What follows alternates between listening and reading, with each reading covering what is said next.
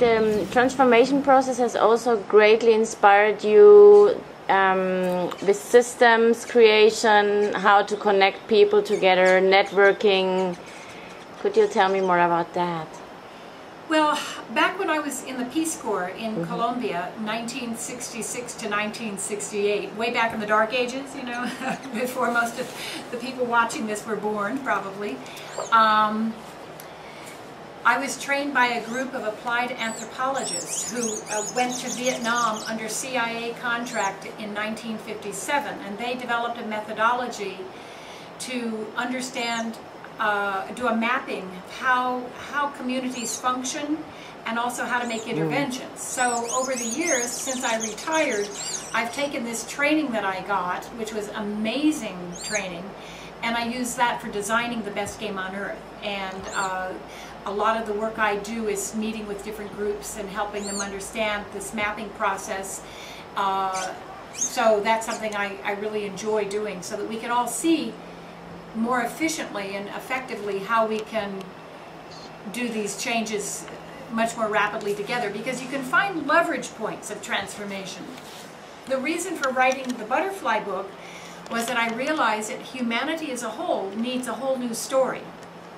And it needs to be a big story, a story that is almost mythological in its size.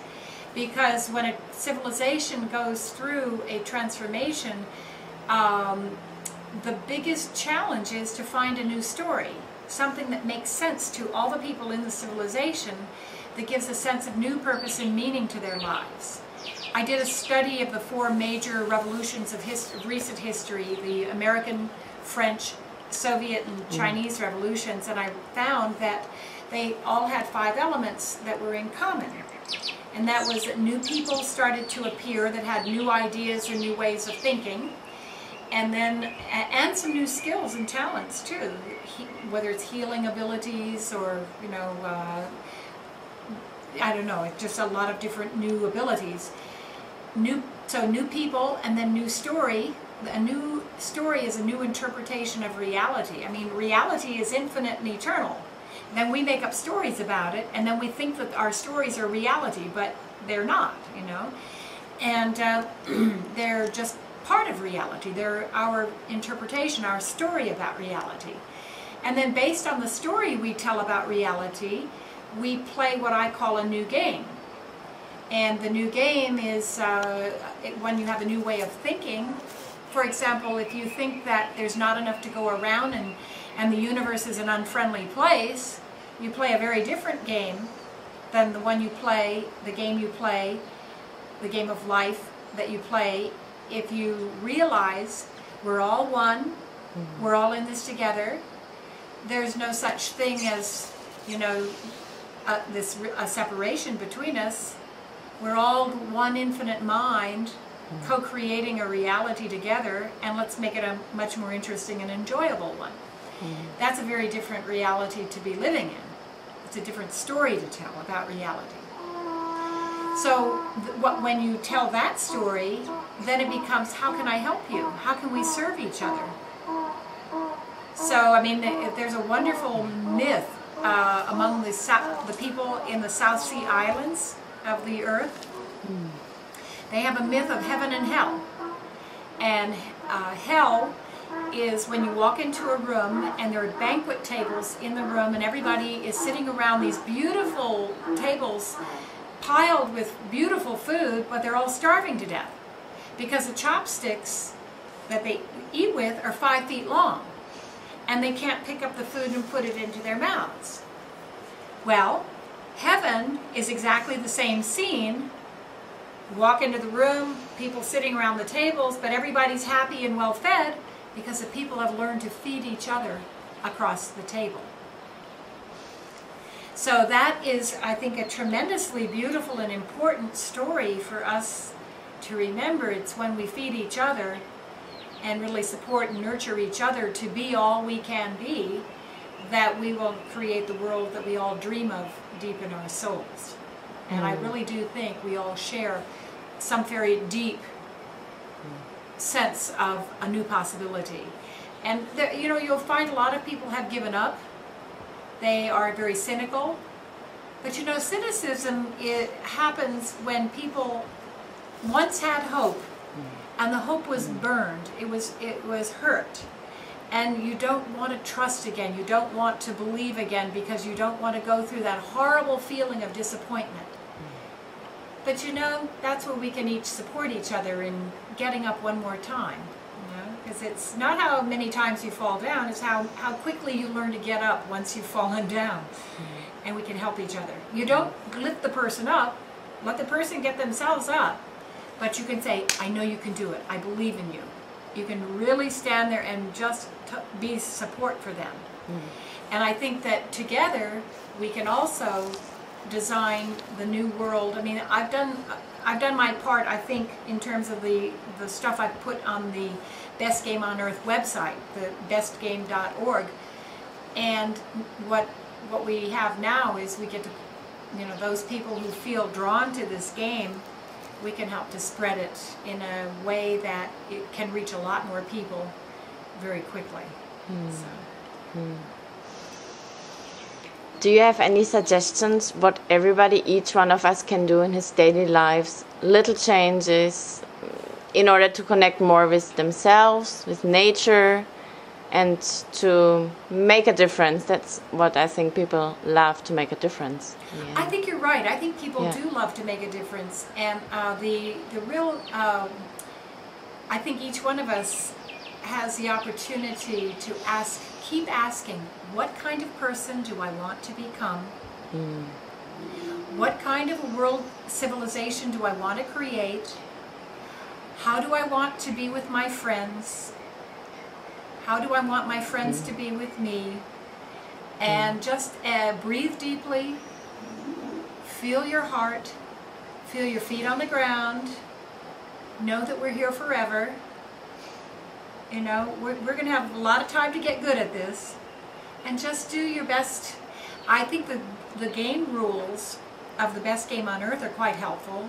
Speak the truth, acknowledge the truth when others speak it, come from love, respect, and gratitude, leave the trail better than you found it, expect miracles. If you do the first 4 rules, you'll get miracles, you really will. Do what gives you joy and create joy in what you do. Be generous with who you are and what you have. Be a good friend and teammate. Clean up your messes. Learn the lessons and move on. Don't beat yourself up. That's a waste of time. But learn the lessons so that you don't do the same mistakes again and again. And then the last rule creates what's called a cybernetic feedback loop, so the game can constantly improve.